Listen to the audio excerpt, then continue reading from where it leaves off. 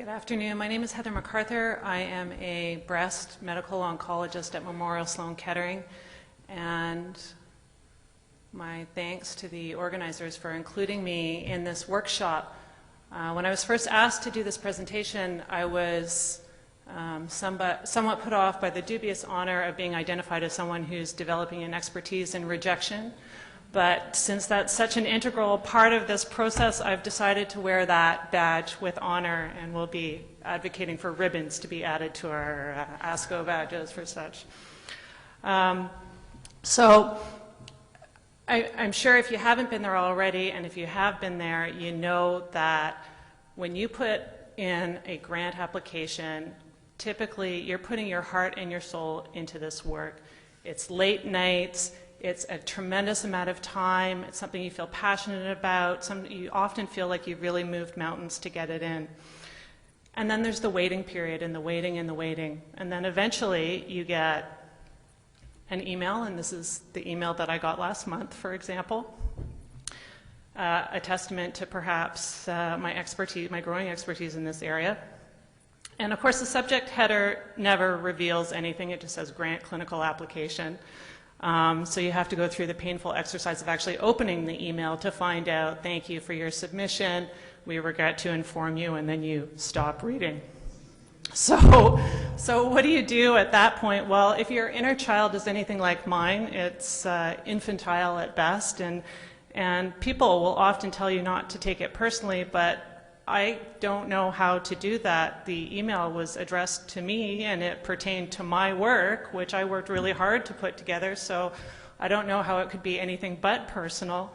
And I think it's okay to be upset and to be disappointed, and perhaps you even need to put that in writing and put that in an email, but I beg you, do not send that email in a moment of disappointment.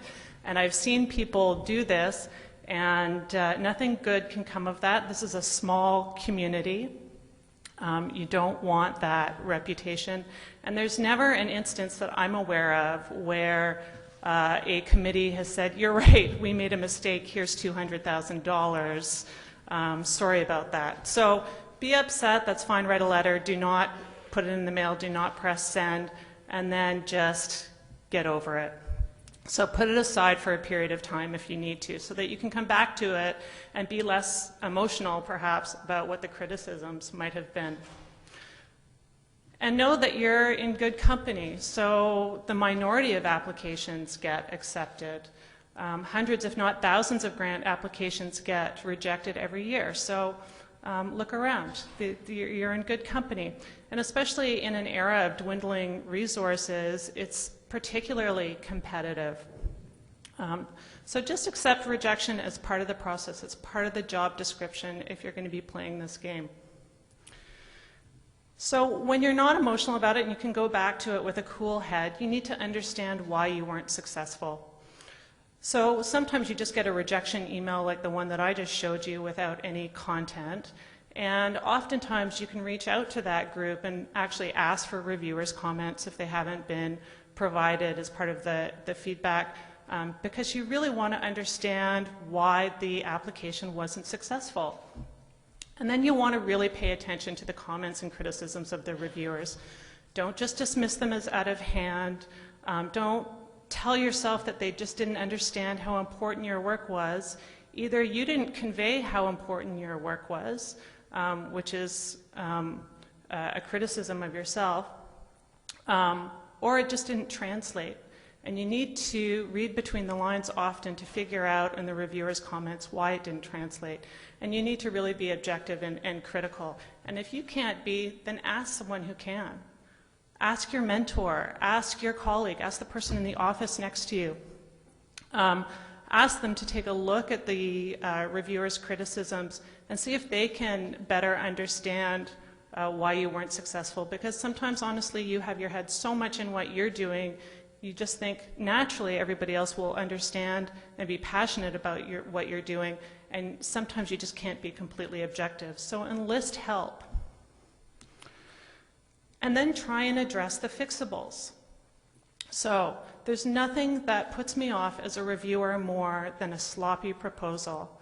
The science can be brilliant, the proposal can be brilliant, but if you didn't follow basic directions in terms of font and formatting, you did copy and pasting, you didn't run a word spell check on the document before you submitted it, it's so frustrating as a reviewer, and it will immediately turn them off. You want your reviewer to be happy, and a happy reviewer is one that doesn't have to be paying attention to silly things like syntax and spelling.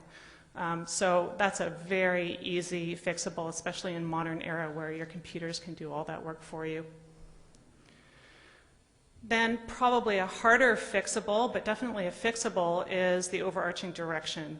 So sometimes a proposal has all the bare bones, but just doesn't have a convincible vision. So the aims aren't succinct enough, they're not well defined. The objectives aren't measurable. There's no vision for where this research could lead. So you have to have an overarching sense of direction. Sometimes the proposals aren't realistic. So a proposal for a one-year YIA should be quite different than for a 3-year CDA, for example. And the work that you're proposing and the money that you're asking for should reflect the time frame of the award period. So it doesn't necessarily have to be the entire project for a one-year YIA. It might be one specific feature of a larger project that you're going to address in that one-year period. So it has to be appropriate and realistic. And the budget, of course, has to be appropriate and realistic for the time frame as well. Sometimes proposals fail because you didn't apply to the right place, or you didn't package your application appropriately for the right funding source. So obviously, the NCI and IEH application that you might submit would be packaged quite differently if you were applying for a foundation that's created by a grassroots organization of survivors, for example. So those are completely different target audiences, and you need to package your project proposal accordingly so that it resonates with the readers. And then another really, really frustrating area, and we'll hear more about statistical issues in a moment, but it is incredibly frustrating to see a really, really great project, well-written, great applicant whose project basically, or whose proposal basically gets discarded because the statistics weren't thoughtfully developed. That's a critical component of any application. You really need to pay attention. You can't do this at the last minute. You really need to work closely with your statistician to get this part right, because if you don't, your application will typically be dismissed out of hand. So I can't emphasize that enough. And then, okay, I'm going to go back for a second because this is a workshop.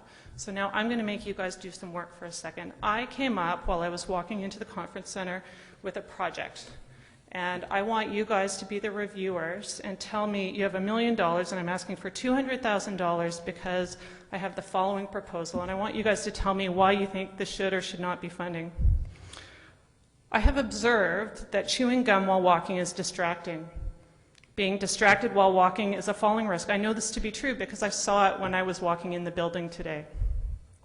Falls may be particularly devastating for patients with bony metastases, and I suspect that at least one person per year is affected by this devastating complication of gum chewing.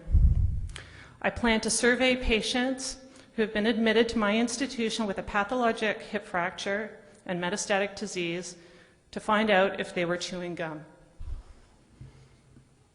$200,000, please.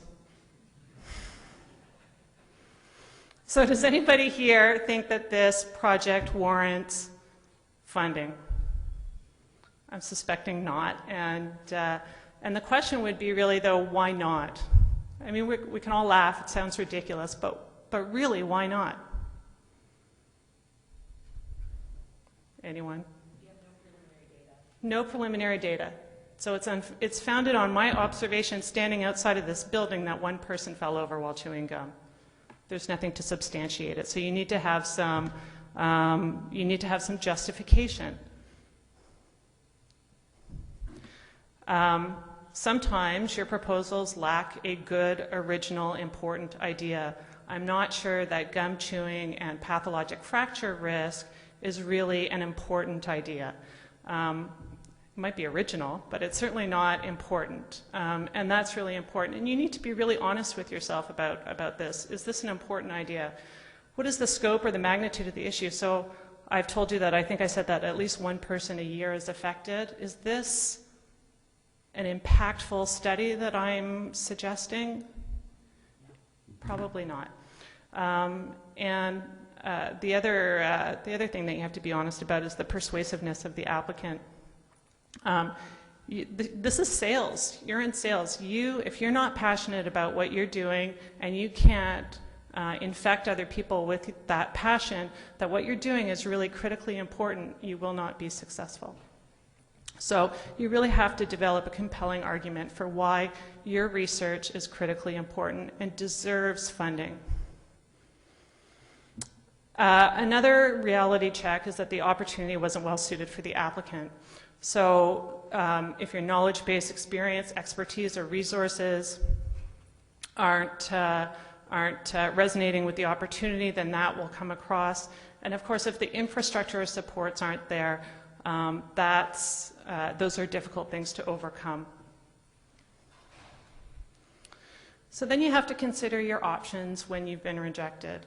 Do you abandon this idea because you decided that it wasn't an important idea or that it didn't resonate because the magnitude wasn't there? And that's a hard decision to make, but sometimes you need to do that.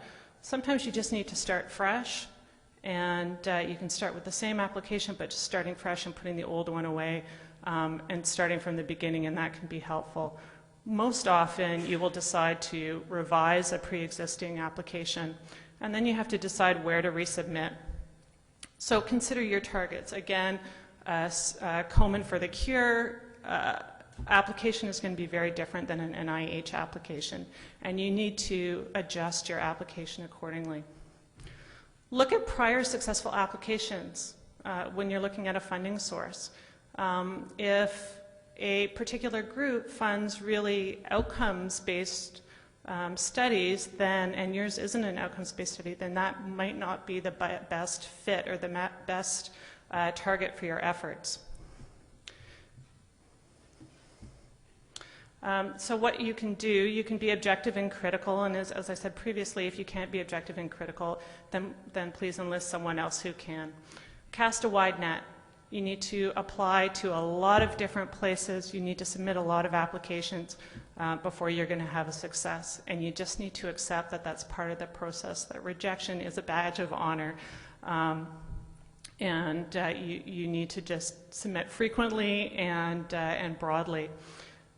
Then you need to identify resources. So there are so many resources available to you. We've just heard about the importance of mentors.